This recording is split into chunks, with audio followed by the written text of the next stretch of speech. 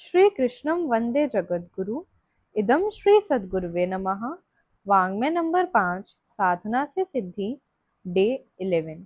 पिछले ऑडियो में गुरुदेव ने समझाया कि साधना का उद्देश्य है मनोभूमि का परिष्कार। साधना के दो भेद हैं, भावात्मक, क्रियात्मक। भावात्मक में स्वाध्याय, सत्संग, चिंतन और मनन आते हैं। क्रियात्मक साधना से संस्कारों का संशोधन एवं पोषण होता है। सबसे पहली आत्म साधना जीवन को शुद्ध बनाना है। पूर्व जन्मों के संग्रहित कुसंस्कार तथा इस जन्म में किए हुए पाप कर्मों का प्रायश्चित हो जाने से साधना मार्ग की अनेक बाधाएं तथा कठिनाइयां दूर हो जाती हैं और आत्मिक प्रगति में बड़ी सुविधा रहती है। क्रमशः आगे। साधना समर बनाम जीवन संग्राम। साधना को समर कहा गया है, जीवन को संग्राम माना गया है। महाभारत का ऐतिहासिक रूप जो भी रहा हो, वह हमारे जीवन क्रम से अविच्छिन्न रूप से जुड़ा हुआ है। अंतर्द्वंद के रूप में वह समुद्र मंथन हर घड़ी सामने खड़ा रहता है। दैवी और आसुरी वृत्तियां अपनी अपनी ओर जीव को घसीटने के लिए घोर प्रयास करती रहती हैं। जिन्हें जितना खाद पानी मिलता है, वह उसी अनुपात से बढ़ती हैं। जिन्हें जितना उपेक्षित एवं विभूषित रहना पड़ता है, वह उतनी ही दुर्बल परास्त होती चली जाती हैं। साधना के दो प्रयोजन हैं, एक संचित कुसंस्कारों का उन्मूलन, दूसरे सत्प्रवृत्तियों की सुदृढ़ संस्थापना। अवरोधों को हटाने और सहायक साधनों को बढ़ाने की हर प्रयोजन में आवश्यकता पड़ती है। आत्मिक प्रगति के लिए भी यह उभयपक्षीय प्रयत्न करना पड़ता है। भगवान के अवतार के यही दो प्रयोजन हैं, अधर्म का उन्मूलन और धर्म का संस्थापन। गीता में भगवान के अनेक अवतारों की यही दो उद्देश्य हैं। यदा यदा ही धर्मस्य और परित्राणाय साधूनाम वाले आश्वासनों में घोषित किए गए हैं। आत्मचेतना का परिष्कार व्यक्ति से ईश्वर का अवतरण कहा जा सकता है। उसमें पुण्य प्रयोजनों को अपनाने की नहीं, दुष्प्रवृत्ति उन्मूलन की भी उमंग समान रूप से काम कर रही होती है। कुसंस्कारों को काट फेंकना आत्मिक पुरुषार्थों में सर्वोपरि माना गया है। कुसंस्कार कितने प्रबल होते हैं, उनकी दुरूहता को महाभारत में बताया गया है। धर्म का स्वरूप मालूम तो है, पर उसमें प्रवृत्ति ही नहीं होती। इसी प्रकार अधर्म के दुष्परिणाम भी विदित हैं, पर उनसे छूटना भी नहीं बन पड़ता। हल जोतना और बीज बोना परस्पर विरोधी प्रक्रिया है। जोतने में खोदने का अर्थ अवांछनीय को हटाना है और बोने में कुछ डाला, रोपा और उगाया जाता है। भवन निर्माण के लिए नींव खोदने में गड्ढा किया जाता है, फिर उस पर चिनाई आरंभ करके दीवार खड़ी की जाती है। यह दोनों कृत्य परस्पर विरोधी होते हुए भी एक दूसरे के पूरक हैं। विचारों से विचार और कर्मों से कर्म काटे जाते हैं। पाप कर्मों से निवृत्ति के लिए एक ही उपाय है कि उनके प्रतिपक्षी पुण्य कर्म उतने ही प्रबल स्तर के आरंभ कर दिए जाएं। प्रायश्चितों की पुण्य प्रयोजनों की प्रक्रिया अपनाने का महत्व शास्त्रकारों ने इसी तथ्य को ध्यान में रखते हुए बताया है। लोक मंगल की सत्प्रवृत्ति संवर्धन की गतिविधियां ना अपनाई जाएं तो संचित पाप कर्म कट नहीं सकेंगे। आग को बुझाने के लिए पानी की जरूरत पड़ती है। पाप कर्मों की विभीषिका जलती हुई आग के समान है। सत्कर्मों में प्रवृत्त होकर ही उन्हें शांत किया जा सकता है। पूजा पत्री की तथा सरल कर्मकांडों की लकीर पीड़ देने से पापों की निवृत्ति होने की बात सोचना व्यर्थ है।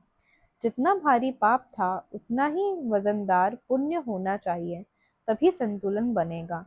सड़क पर गड्ढा खोदकर दूसरों को गिराने का जो उपक्रम किया गया है, उस दुष्कर्म की निवृत्ति के लिए आवश्यक है कि जितना श्रम गड्ढा खोदने में किया गया है, उतना ही मिट्टी ढोकर उसे पाटने में किया जाए। क्षतिपूर्ति के लिए हर्जाने देने पड़ते हैं। मुख से क्षमा मांग लेने या पत्र पुष्प दंड प्रणाम जैसी चिन्ह पूजा कर देने से किसी के साथ क्षतिपूर्ति का समझौता नहीं होता। ऐसे प्रसंगों में अदालतें क्षति के समतुल्य ही उचित हर्जाने दिलाती हैं। विचारों की काट विचारों से होती है। पतनोन्मुख प्रवृत्ति नीचे गिराने में पृथ्वी की आकर्षण शक्ति जैसा कार्य करती है। अनैतिक कुविचार समीपवर्ती वातावरण में से उड़ उड़कर सहज ही मस्तिष्क पर छा जाते हैं और अपने आकर्षक प्रभाव से चिंतन चेतना को जकड़ लेते हैं। इन्हें काटने के लिए विपरीत स्तर के सद्विचारों को बढ़ाने, सोचने, मनन करने एवं अपनाने के लिए प्रबल प्रयत्न करने की आवश्यकता होती है।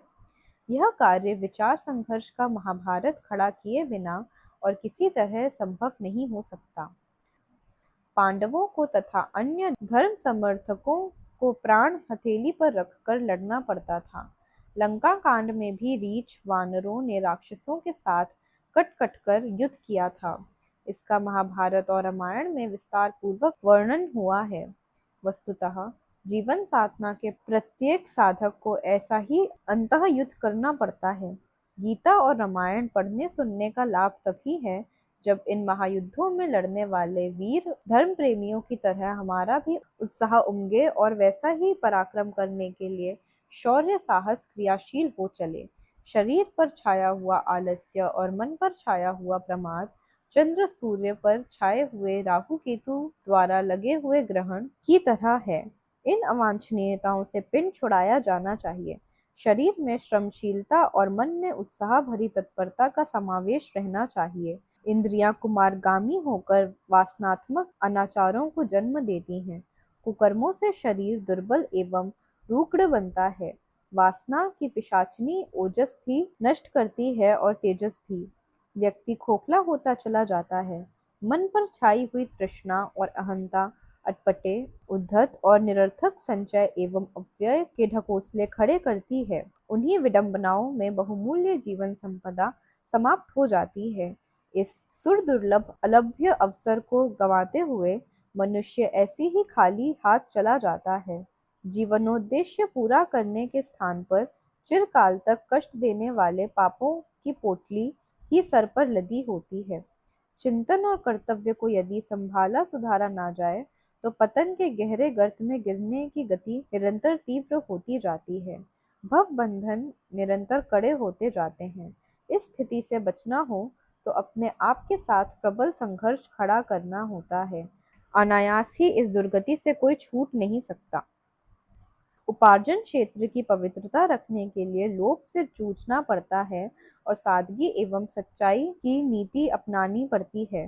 परिवार का संतुलन सही रखना हो तो मोह से बचते हुए कर्तव्य तक सीमित रहना होगा। परिवार के लोगों के प्रति असाधारण मोह ही उनका सर गिराने और अपने कर्तव्यच्युत होने का प्रधान कारण होता है। यदि परिजनों की उचित अनुचित मांगों को प्रसन्नता अप्रसन्नता को महत्व न दिया जाए और विवेक दृष्टि रखते हुए उनके कल्याण एवं अपने कर्तव्य भर की बात सोची जाए तो प्रत्येक परिवार का स्तर ऊंचा रह सकता है और उसमें से नर रत्नों के उत्पन्न होने का आधार बन सकता है। इसके लिए अपने मोह और उनके आग्रह की उपेक्षा करके औचित्य अपनाने का साहस जुटाना पड़ेगा। बहुत करके अपने साथ और कभी कभी परिवार के लोगों के साथ भी झगड़ना पड़ेगा। संपत्ति पर से स्वामित्व की मान्यता हटा ली जाए और उसे सार्वजनिक संपत्ति की तरह दूरदर्शी ट्रस्टी की तरह मात्र उपयोगिता का ध्यान रखकर ही खर्च किया जाए तो प्रत्येक पैसा सदुपयोग में खर्च होगा और उससे सर्वतोमुखी कल्याण ही कल्याण उत्पन्न होगा। ऐसी मनःस्थिति में धनोपार्जन भी योगाभ्यास की तरह एक हितकारी कार्य बन जाता है। धनोपार्जन में जितना शारीरिक श्रम करना पड़ता है उतनी ही प्रखरता यदि उसके उपयोग में बरती जाए तो उत्पादक के सारे प्रयास लोक साधना बनकर रहेंगे। अपनी लोभ मोह ग्रसित दूषित दृष्टि से लड़ झगड़ कर ही ऐसी निर्मल मति उत्पन्न की जा सकती है। परिवार के लोगों तथा अन्य स्वजन संबंधियों मित्र सहचरों से एक आंख प्यार की एक आंख सुधार की रखकर ही चलना चाहिए। उचित को मानने और अनुचित को ना मानने की गति अत्यंत स्पष्ट रखनी चाहिए। उन्हें दुलार का उपहार भी सच्चे मन से दिया जाए और नीति एवं आदर्शों के संबंध में किसी का दबाव स्वीकार न किया जाए। मित्रता की सार्थकता इसमें है कि स्वजनों को अधिक परिष्कृत बनाया जाए। इसके लिए अवांछनीयताओं को बदलने के लिए परामर्श से काम नहीं चले तो विरोध और असहयोग की नीति भी अपनाई जा सकती है। देखने में यह झंझट खड़ा करने जैसी बात है, पर इसके बिना धर्म संकट से किसी दूरदर्शी का पीछा भी नहीं छूट सकता। सबका प्यार बनने, सबकी हाँ में हाँ मिलाने, सबको खुश करने की नीति अपनाने वाले वस्तुतः अपना और उन सबका अहित ही करते हैं जिन्हें प्रसन्न रखने की बात सोची गई थी। माली को कठोर कर्तव्य निभाने पड़ते हैं। वह पौधों को खाद पानी देता है, रखवाली करता है और फलने फूलने की स्थिति तक पहुंचाने के लिए निरंतर प्रयत्न करता है। समय समय पर काट छांट करने में भी चूकता नहीं। यदि वह मोहग्रस्त मनःस्थिति बना ले तो फिर पौधों के नीचे खरपतवार को निराना उखाड़ना और छितराई हुई टहनियों की काट छांट कर सकना उसके लिए संभव न होगा। यह मोहग्रस्तता उसे माली के पवित्र कर्तव्य से च्युत करेगी, जिससे उसके प्रिय उद्यान का विकास ही रुक जाएगा। स्वजनों के प्रति माली जैसी दृष्टि रखकर अपने व्यवहार को दूरदर्शितापूर्ण बनाया जाना चाहिए। समाज में अनेक कुरीतियां, मूढ़ मान्यताएं, अंध परंपराएं प्रचलित हैं। अनाचार और भ्रष्टाचार की कमी नहीं है। उन्हें अस्वीकृत किया जाना चाहिए और जो लोग अपनाते हैं उनके साथ विरोध और असहयोग की नीति बरती जानी चाहिए। जहां आवश्यक हो वहां सीधे संघर्ष की नीति भी अपनाई जानी चाहिए। आतताई दुष्कर्मों का डटकर मुकाबला किया जाना चाहिए और उसके लिए यदि जोखिम उठाना पड़े तो उसे भी शिरोधार्य करने का साहस जुटाना चाहिए। सत्प्रवृत्तियों का अभिवर्धन आधा भाग है। दुष्प्रवृत्तियों के निवारण का दूसरा पक्ष जुड़ जाने से ही बात पूरी बनती है। धर्म के कर्मों में हमारी अधिकाधिक रुचि होनी चाहिए। पूजा उपासना से लेकर दान पुण्य तक के विविध प्रयोजन पूरे करने चाहिए और सत्कर्मों में निरत रहना चाहिए। किंतु साथ ही यह भी ध्यान रखना चाहिए कि ये एकांकी क्रियाकलाप सर्वथा अपर्याप्त हैं। उसके साथ अवांछनीयताओं के उन्मूलन का साहस भरा प्रयोग अविच्छिन्न रूप से जुड़ा रहना चाहिए। शक्ति और सिद्धि की देवी भगवती दुर्गा ने बताया था कि वह किसे वरण करेंगी। दुर्गा सप्तशती में उनके अभिमत का इस प्रकार उल्लेख है: जो मुझे संग्राम में जीत सके, मेरी चुनौती स्वीकार कर सके, जो अपने बल को मेरे बल के साथ तौल सके, वही मेरा स्वामी बनेगा। समृद्धि, संपत्ति, प्रगति एवं सफलता का आधार शक्ति है। शक्ति के मूल्य पर ही सिद्धियां मिलती हैं। उन्हीं के आधार पर सांसारिक सुख और आत्मिक संतोष की संभावनाएं बनती हैं। शक्ति संघर्ष से उत्पन्न होती है। अस्तु, सहयोग और संघर्ष की अभिवर्धन और उन्मूलन की उभयपक्षीय रीति नीति अपनाते हुए ही हमें जीवन संतुलन बनाना चाहिए। सफल वर्तमान और उज्जवल भविष्य का निर्धारण इसी आधार पर हो सकता है।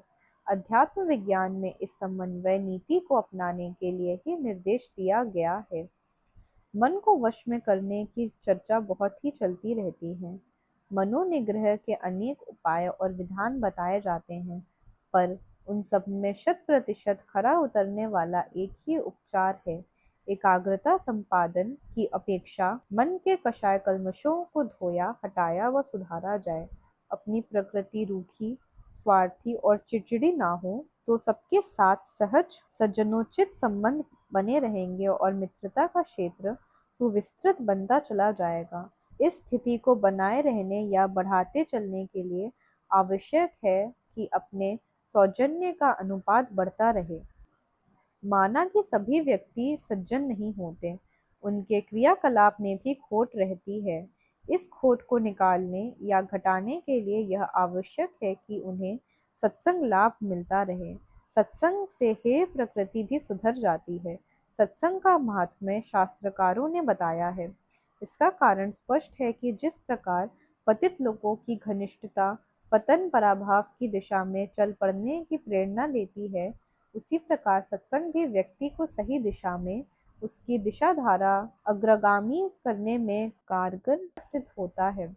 यदि अपना मन कच्चा ना हो तो बेधड़क ओछे लोगों को भी अपनी संपर्क परिधि में लिया जा सकता है और सौजन्य, शिष्टाचार एवं व्यवहार का अभ्यास कराया जा सकता है।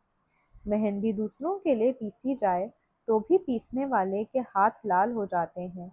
छात्रों को पढ़ाने वाले अध्यापक भी अपना ज्ञान परिपक्व कर लेते हैं। अनपढ़ लोगों को सुसंस्कारी बनाने का कार्य भी ऐसा ही है, जिसे करते रहने का स्वभाव बना लेने पर न केवल दूसरों का व्यक्तित्व निखरता है, वरन अपना आपा भी दिनों दिन अधिक श्रेष्ठता की ओर बढ़ने लगता है। यह दोहरा पुण्य प्रयोजन है। इसमें अपनी और दूसरों की भलाई का सघन सहयोग समाविष्ट है। सत शिक्षण वह उपाय है जिससे निज के मन में अनगढ़पन तेजी से सुधरता है। एकाग्रता का अभ्यास भी अपने स्थान पर उपयोगी है। ध्यान धारणा में सफलता प्राप्त करने के लिए मन को बेतुकी कल्पनाओं पर नियंत्रण स्थापित करना होता है। इसके लिए अपने कुसंस्कारों से भिन्न एवं विपरीत प्रकृति के विचारों का भंडार अपने में जमा करना पड़ता है, क्योंकि कुविचारों का आक्रमण होता है। दोनों प्रकार के विचारों से टक्कर होनी चाहिए। कुकर्म तत्कालिक लाभ की दृष्टि से लाभदायक भले ही प्रतीत हो, पर विचार करने पर उनके दुर्गामी परिणाम भयावह ही होते हैं। हमें अपने मन में उठने वाले त्वरित लाभ के प्रलोभनों के सम्मुख दुर्गामी दुष्परिणामों की मंडली खड़ी कर देनी चाहिए। इतना करने पर सद्बुद्धि को सही निर्णय करने का अवसर मिल जाता है। अभावग्रस्त मनस्थिति में दूरदर्शी विवेकशीलता को अपना निर्णय प्रस्तुत कर सकने का अवसर ही नहीं मिलता। कुविचारों और दुष्प्रभावों से पीछा छुड़ाने का तरीका यह है कि सद्विचारों के संपर्क में निरंतर रहा जाए, उनका स्वाध्याय, सत्संग और चिंतन मनन किया जाए। साथ ही अपने संपर्क क्षेत्र में सुधार कार्य जारी रखा जाए। सत्प्रवृत्ति संवर्धन का सेवा कार्य किसी न किसी रूप में कार्यान्वित करते रहा जाए। इतना करने पर ही मन को स्वच्छ, निर्मल व स्वयं को प्रगति के पथ पर अग्रगामी बनाए रखा जा सकता है। अध्याय 1 समाप्त। ओम भूर्भुवः स्वः तत्सवितुर्वरेण्यं भर्गो देवस्य धीमहि धियो यो नः प्रचोदयात्। सभी को प्रणाम। 21वीं सदी उज्जवल भविष्य। भारत माता की जय। वंदे मातरम, वंदे मातरम। प्रणाम सभी को। वाङ्मय अर्थात साहित्य, शब्द, भावना और विचार का संग्रह। योग ऋषि पंडित श्रीराम शर्मा आचार्य जी की इस धरोहर को ऑडियो रूप से सुनने के लिए चैनल को लाइक करें, सब्सक्राइब करें और नोटिफिकेशन ऑन करें। आइए गुरुदेव की वाणी जन जन तक पहुंचाएं। सभी को आभार।